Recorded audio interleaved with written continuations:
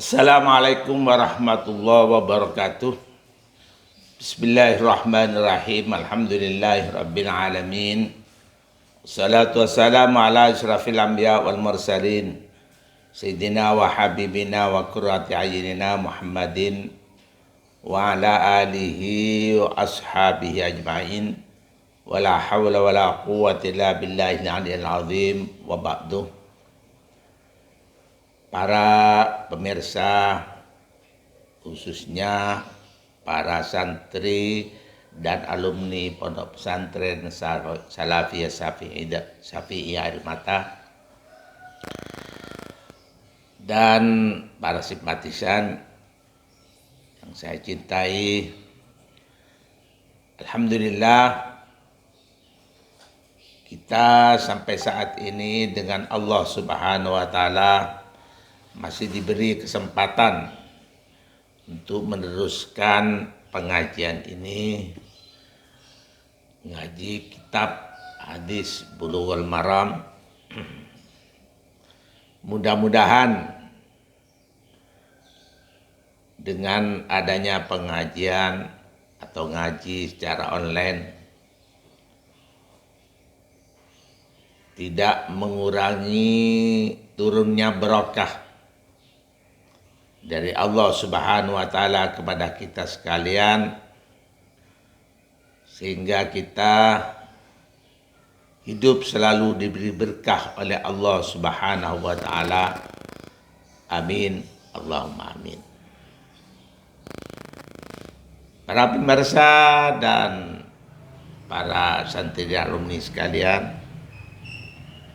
perlu diketahui bahwa sengaja saya baca hadis di kesempatan bulan Ramadan ini. Kenapa?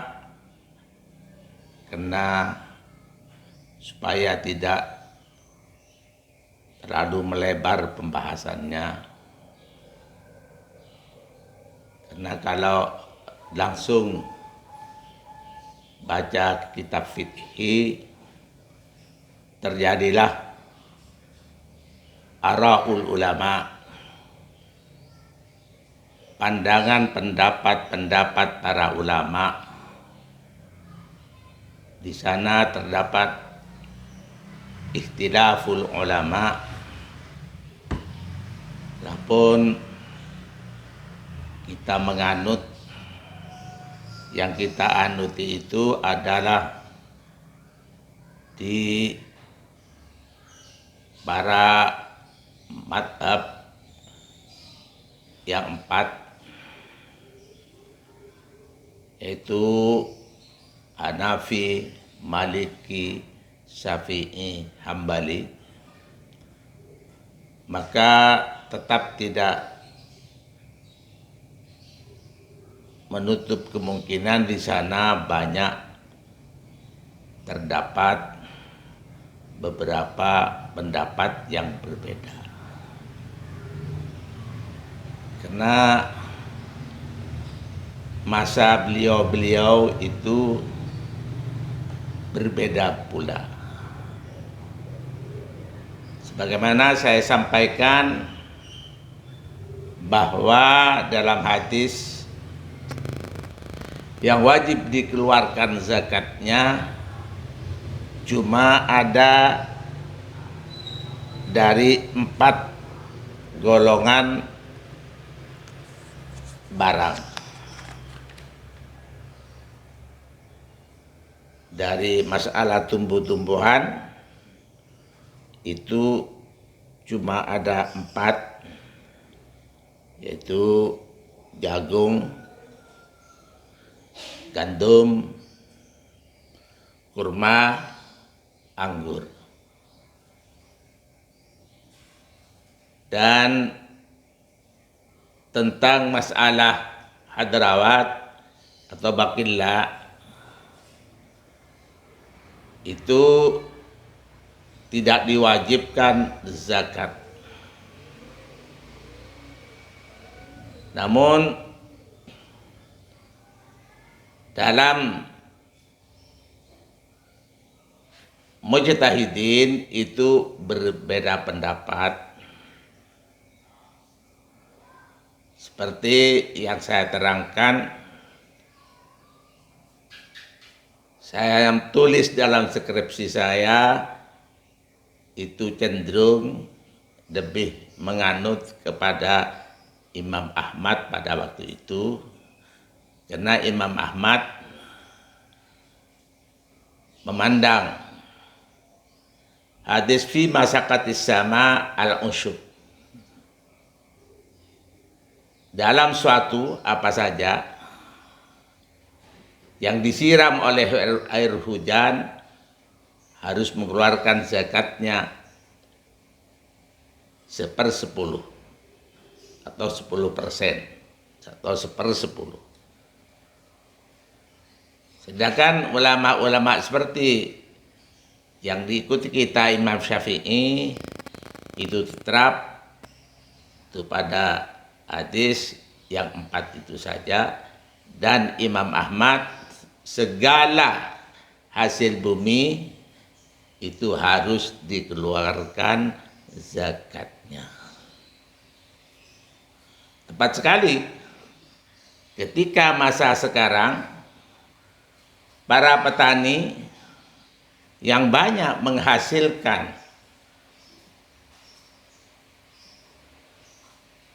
devisa negara, menghasilkan uang, yaitu petani selainnya yang 4 tadi itu.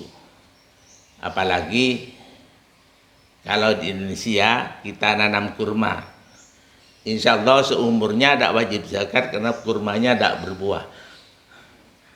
Tapi kalau nanam lainnya itu kita bisa kaya sebab itu. Maka karena Imam Ahmad itu paling muda di antara 4 para mujtahid itu, ya mungkin masanya tambah maju, maka Imam Ahmad mewajibkan semua hasil bumi daripada itu. Oleh karena itu sama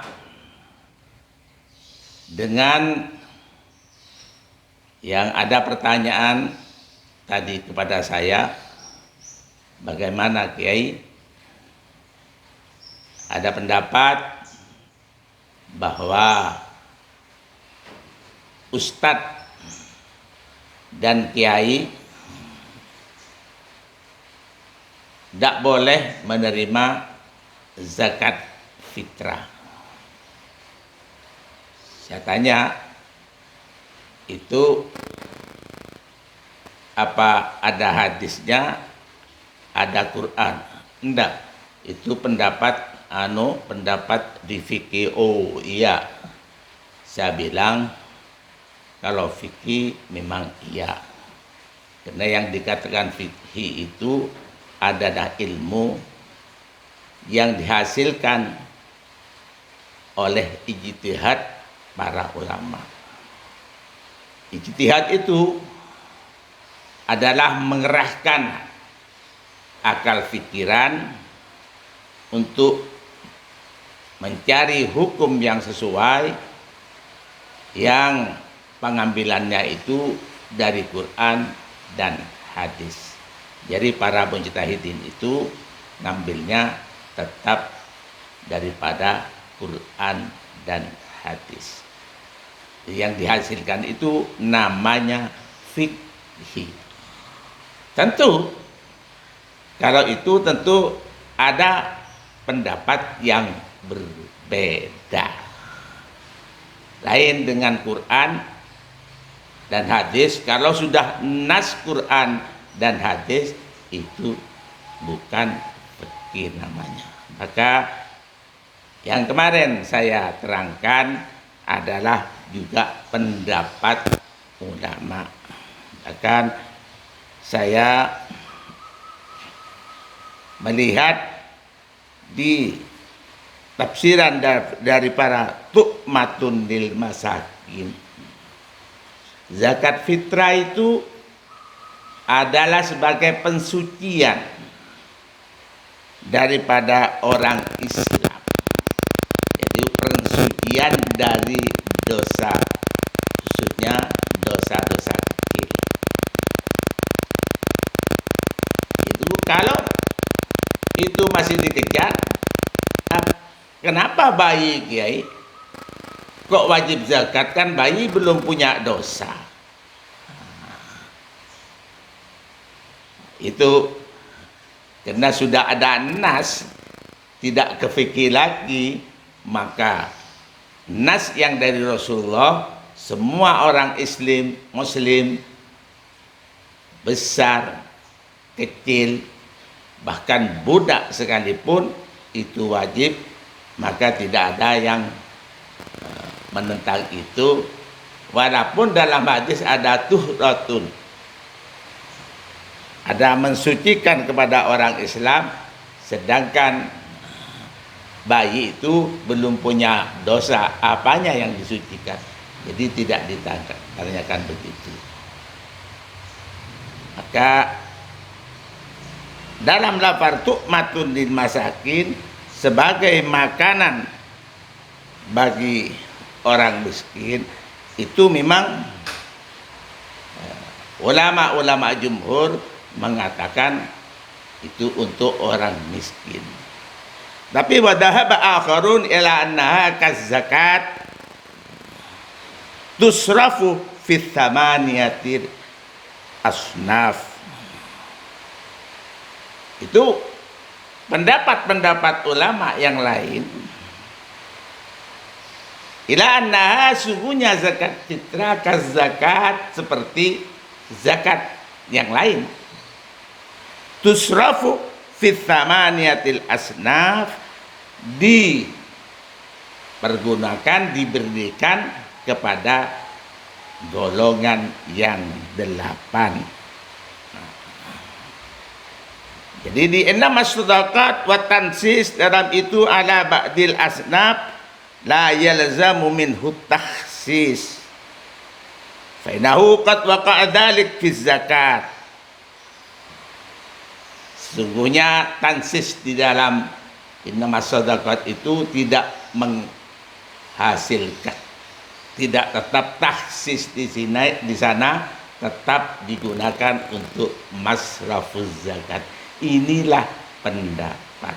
Dari inilah saya beri kesimpulan di dalam kitab Subul Salam ini bahwa ustadz itu masih menerima zakat dipandang daripada beliau, karena termasuk orang yang repot dengan ilmu syara, yang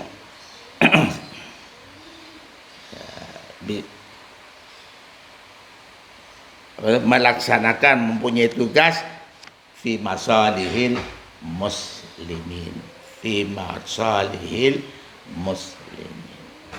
Apalagi kalau kita tarik di dalam definisi miskin, definisi miskin itu maka kalau saya pandang dari ustadz yang bertugas di lembaga saya, itu masih masuk dalam kategori orang miskin, dalam kategori orang miskin. Jadi kenapa? Karena ustadz yang mengajar di lembaga saya itu adalah ustadz yang tidak mempunyai pekerjaan tetap. Bahkan 1 bulan, 2 bulan ini mereka tidak dibayar. Kenapa tidak dibayar? Karena mereka itu tidak ngajar di madrasah, maka kita tidak bayar, tidak tahu. Ya mungkin hasil yang kapan-kapan itu yang bisa dipergunakan untuk 2 bulan ini ke depan. Maka dengan ini saya berpendapat bahwa ustadz yang mengajar di lembaga saya itu masih bisa menerima zakat, bisa termasuk orang miskin, bisa termasuk orang fisabilillah. Karena miskin di sini luas, jadi tidak bisa mengurangi kepada kemiskinan, yaitu kena mempunyai tempat tinggal, mempunyai pakaian walau ditajamul, mempunyai kendaraan. Tapi di sini disebut ad-dabbah. Nah, dabbah ini kendaraan yang dari hewan.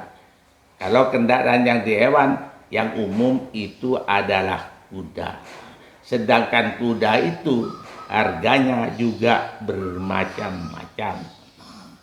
Sama dengan sekarang. Kalau seperti ustadz, kalau miskin lebih dari apa yang dimakan sudah tidak miskin, itu akan sulit cari orang miskin kalau sekarang. Tapi kalau tidak mencegah, tidak menghalangi kepada kategori miskin, itu masalah tempat, masalah pakaian, masalah kendaraan, maka itu miskin masih banyak sekali di Indonesia. Nah, ini kalau dalam kitab Fiqh Sunnah itu atau kitab yang lain itu menurut sikon, situasi dan kondisi, menurut maratibin nas, jadi tingkatan manusia. Jika ada kasbin laikin ini, jadi pekerjaan yang patut ini, yang patut kepada siapa? Maskanin laikin, laikin yang patut untuk siapa? Thiyabin laikin, jadi pakaian yang patut kepada siapa?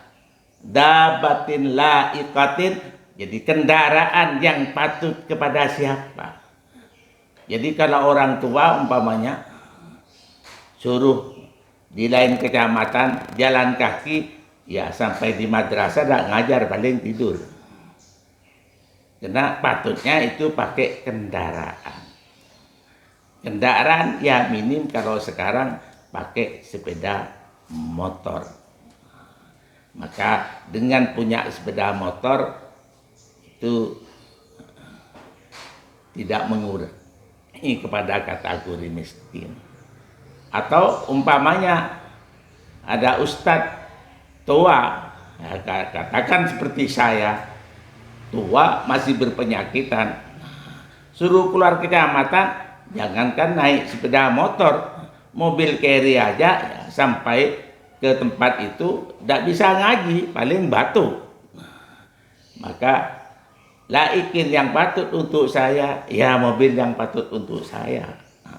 Itu tidak mengurangi kemiskinan. Oleh karena itu kepada para asatid, kepada para ustadz, ya, tidak apa-apalah kalau mengikuti saya, ya bisa terimalah zakat fitrah itu.